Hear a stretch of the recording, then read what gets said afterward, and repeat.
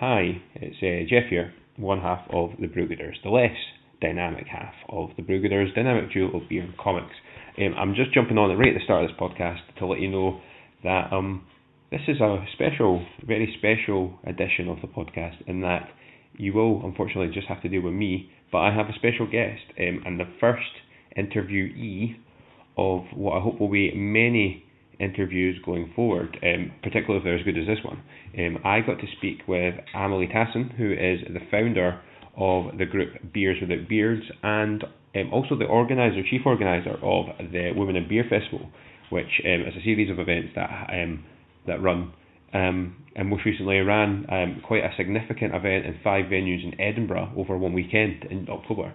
So please continue to read on. She has amazing views and amazing things to say about beer and her role in the world of beers. I'll pop on at the end to just kind of tie up and let you know what's going to happen next week. But please enjoy. Please also get involved in all the normal ways that everyone does. Thank you. Take it away, Geoff.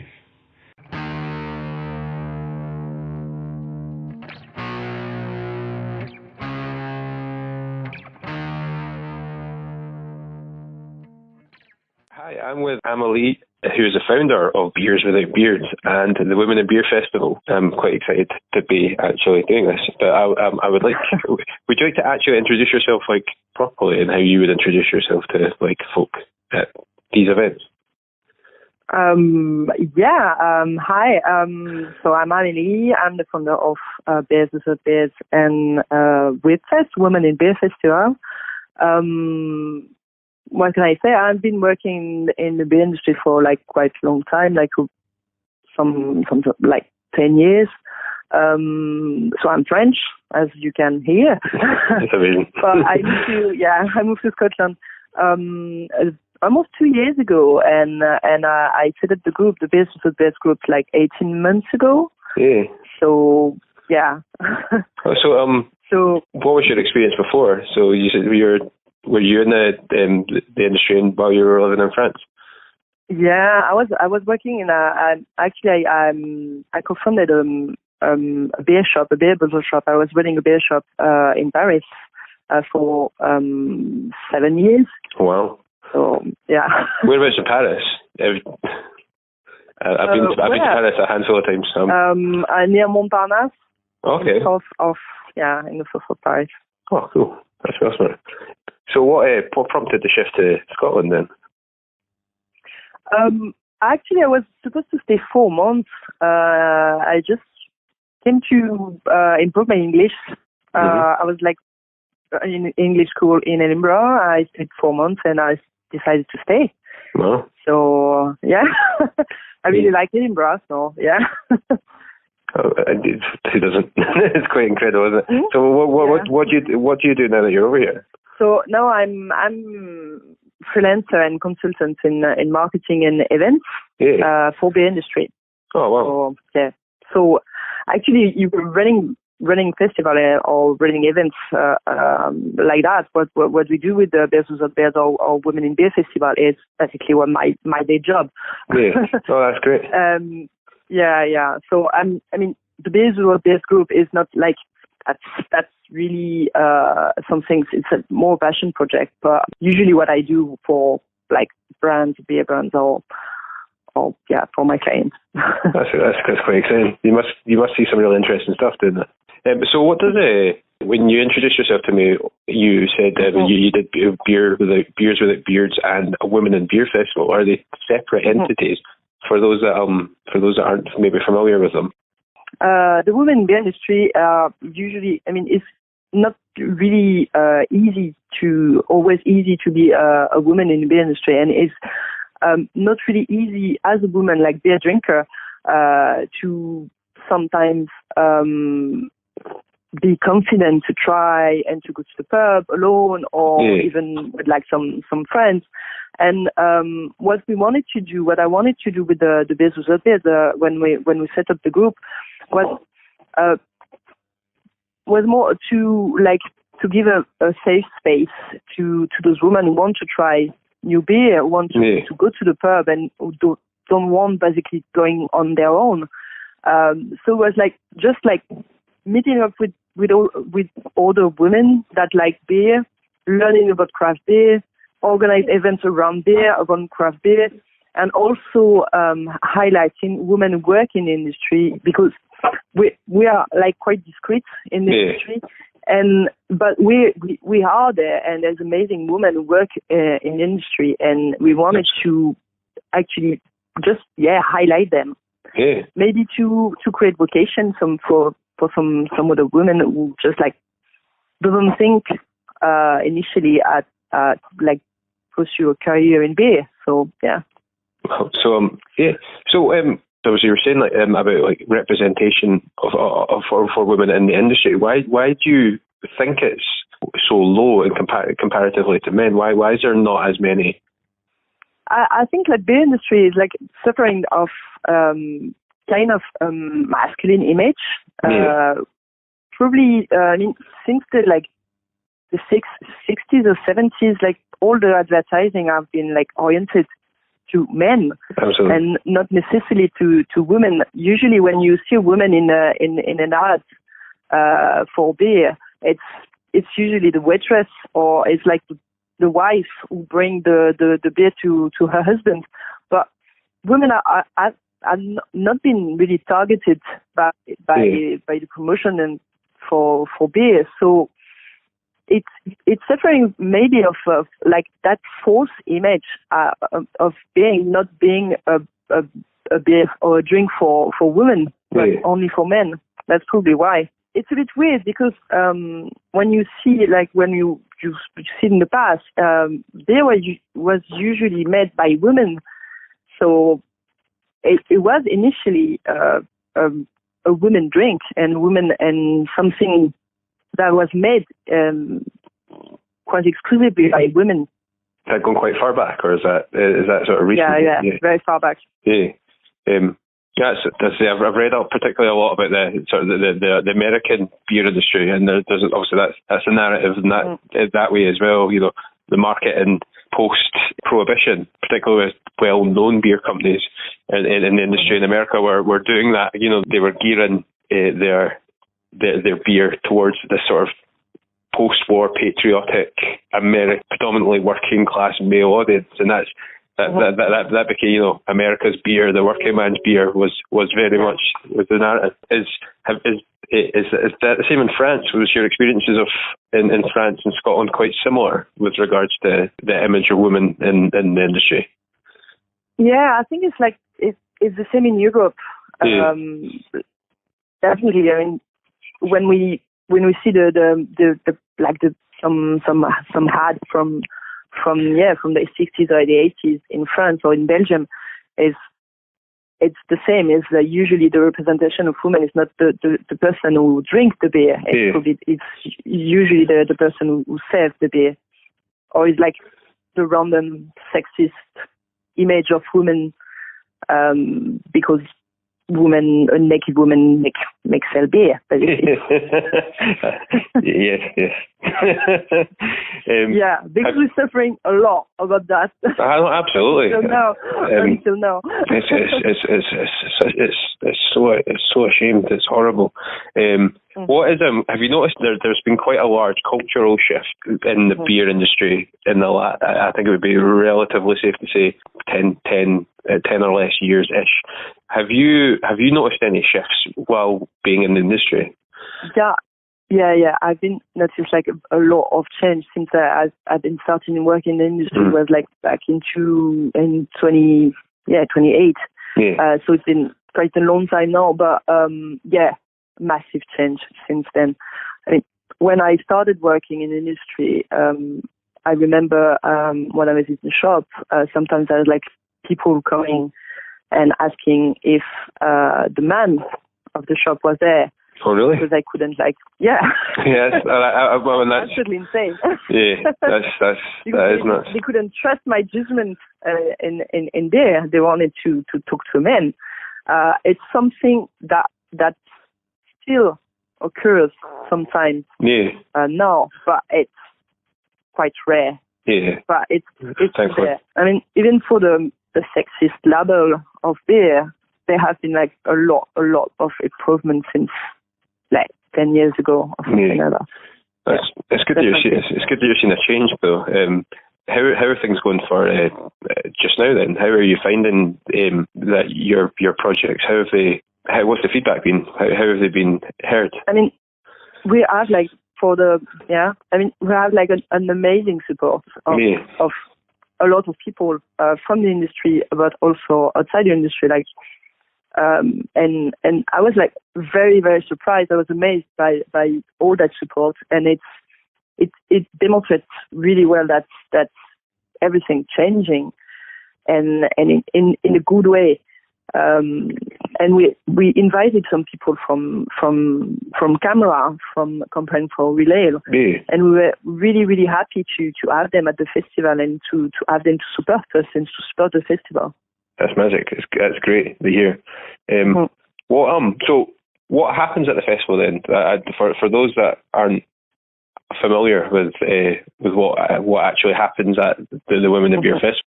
So the festival happened across during 4 days. So during 4 days we wanted to showcase the women who work in the industry in like some different ways. So in every day we had like a tap takeover showcasing 2 brewery, female owned or a female head brewer.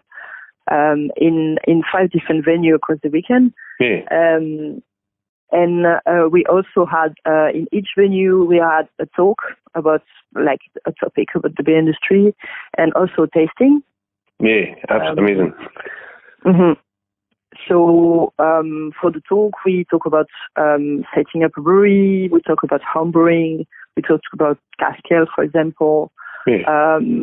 For the tasting, we had a tasting of to recognize all flavor in beer, but also something more for beer beginner, if I can say, like for example, a tasting about introduction to beer, or finding is a beer style, something like that. No, magic. That's really cool. We also organized on the Saturday a big women a beer meetup. Because the Beers with a Beer, we're not the only women beer group in the UK. There's plenty of it. So we invited other beer groups from Kent, from Manchester, from Birmingham to come along and to do a big meetup with us on the Saturday. And I assume that went very well. Yeah, there was a lot of people. I know, I've seen the pictures. It did look incredible. Excellent. So what was the feedback for the festival then? Was overwhelmingly positive, I imagine. Yeah, very positive. Most of our events were sold out. So it must have like interested a lot of people, and we have an amazing turnout for the Women of Beer meetup. We're like probably 30, 50, I don't know, but yeah. That's amazing. That's really cool. That's really cool. So what's the future then? Have you got? Yeah, I mean the future. The what we do with Beers is gonna keep going.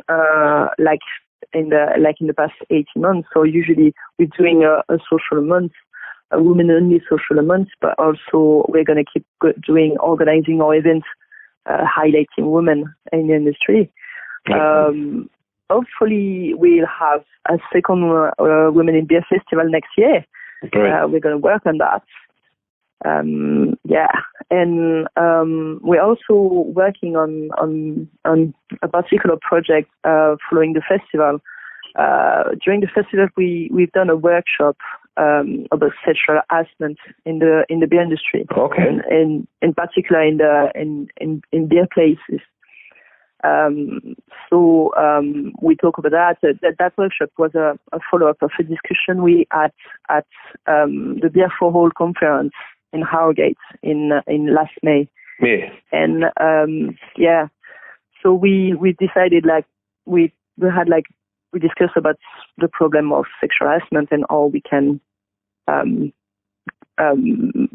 try to find solution to implement in pubs, easily implement in pubs.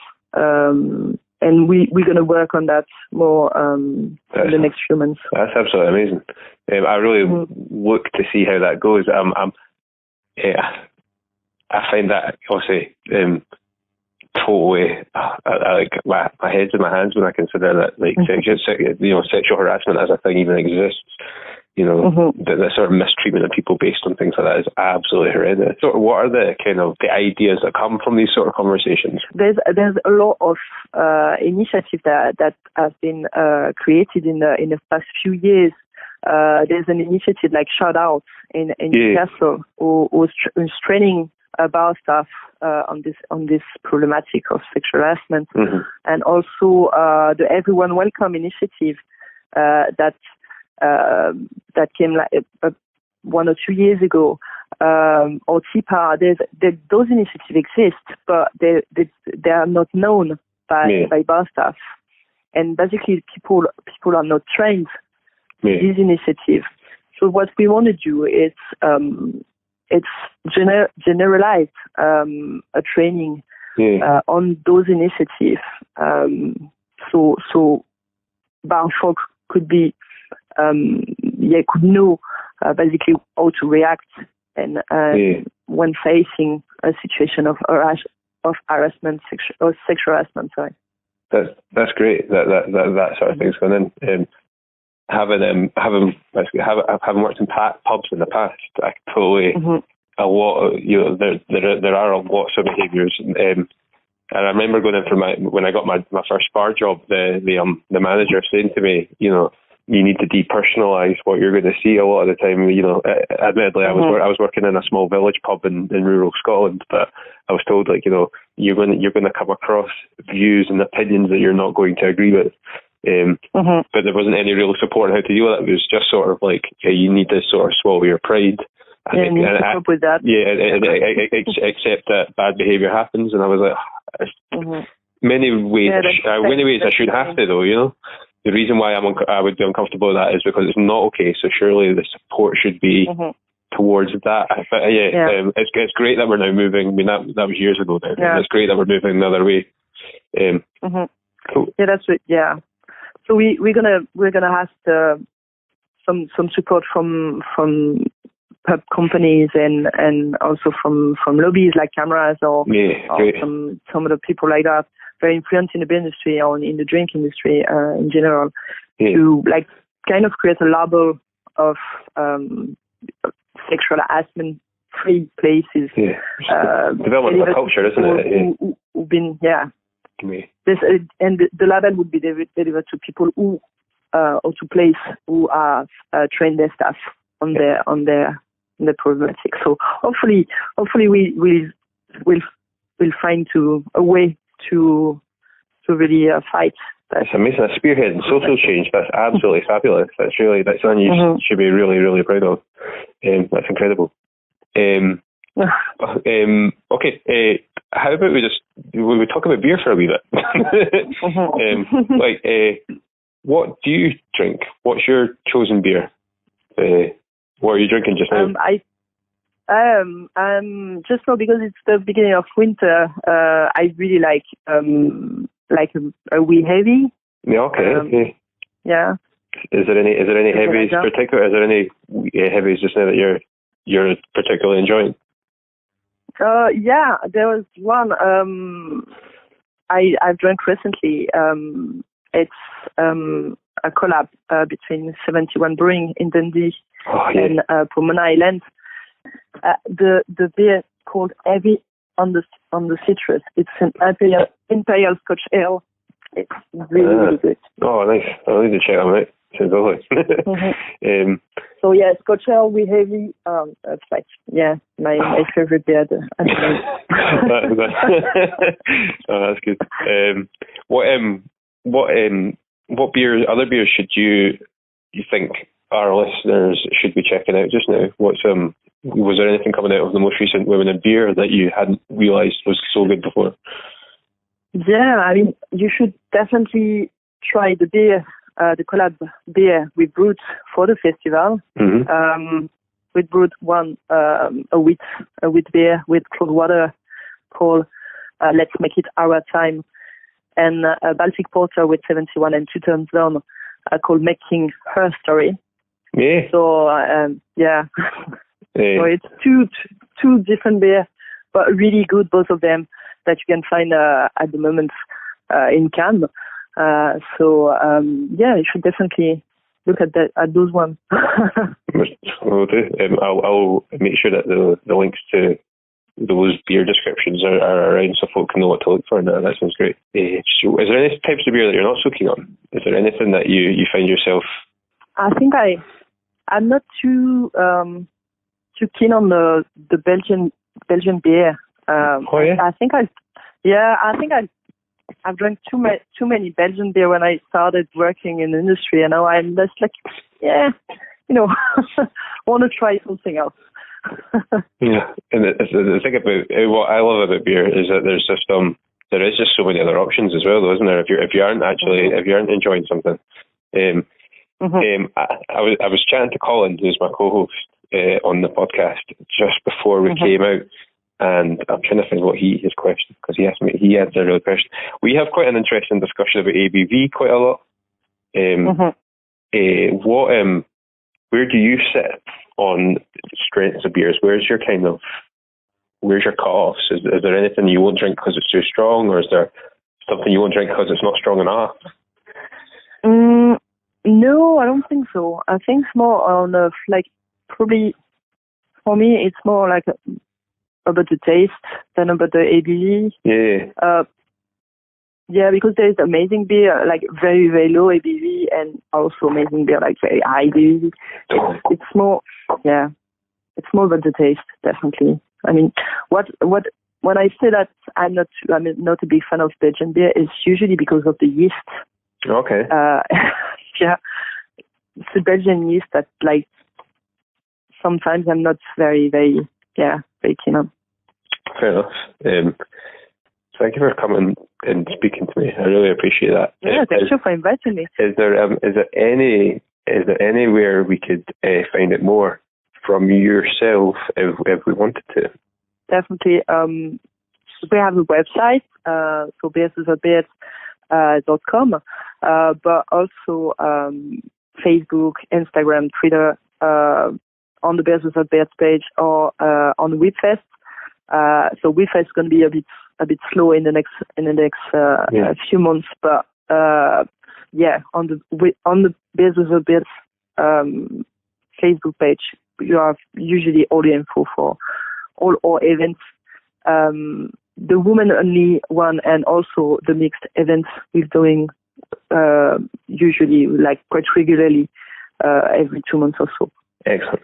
Good. I look forward to it. Thank you so much for being on the show, and we'll speak to you again soon sometime, hopefully. Thank you. No worries. Bye.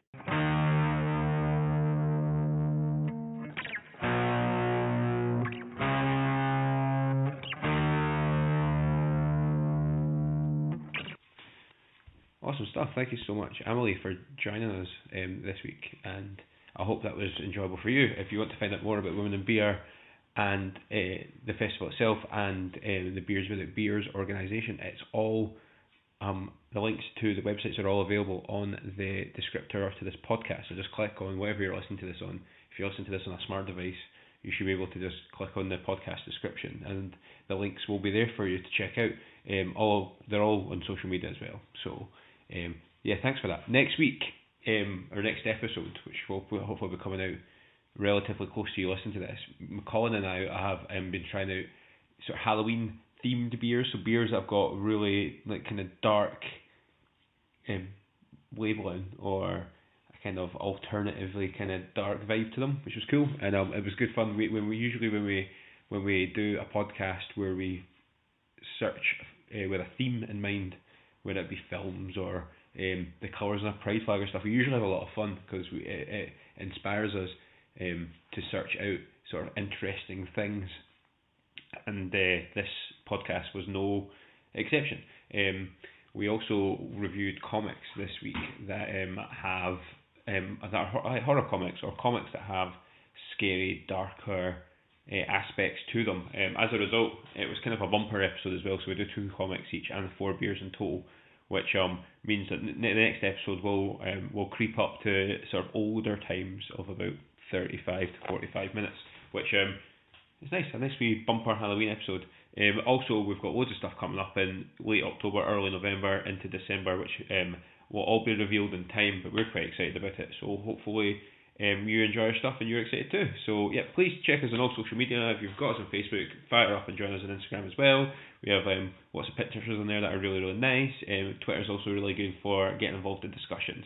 So please join us up on all our social media, because you're getting a full and quite diverse experience depending on what format you use. Once again, I just want to thank everyone for listening. I want to thank Amelie for joining me in the interview, and hopefully we'll be getting some more guests of that magnificent caliber. Thank you as always. I love you. Bye.